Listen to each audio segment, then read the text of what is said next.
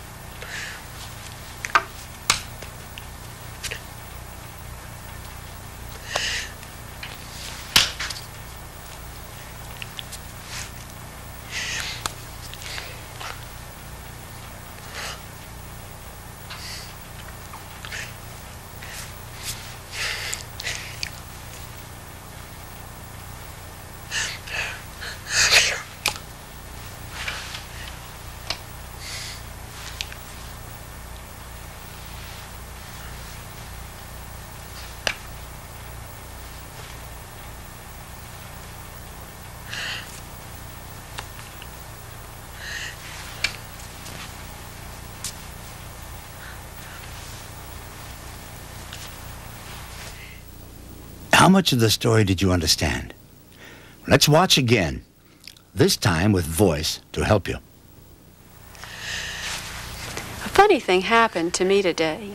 First, my aunt called to tell me, she's from New York, that she was going to come and visit. She told me the time the train was scheduled to arrive was 10 in the morning, and to please be there on time, not be late. I said, fine, I will. So, I arrived at the train station early. I was excited. The first train arrived. No aunt. Maybe on the second train. The second train arrived and still no aunt.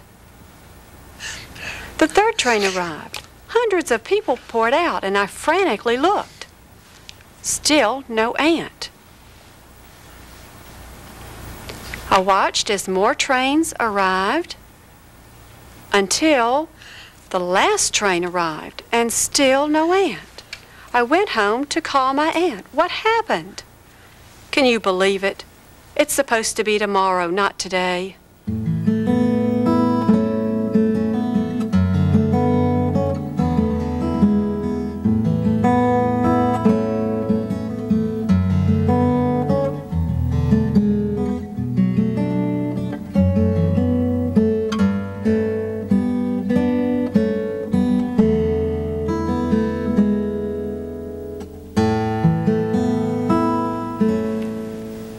In this program, we have covered some English sentence structures that are confusing to deaf people. Two of the most common are passive voice and double negatives.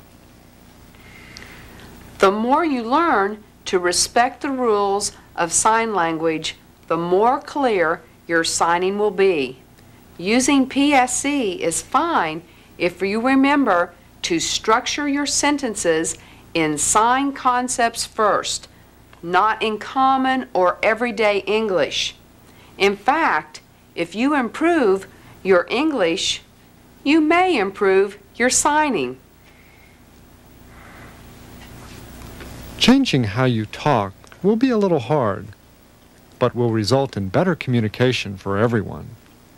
When you combine two languages, like ASL and English, you are using an artificial form of communication, which has its place in some areas.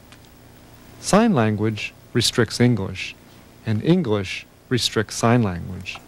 Learn to respect them both as separate languages. That's it for today's program. Look for ways to make your signing more clear. See you next time for On the Other Hand.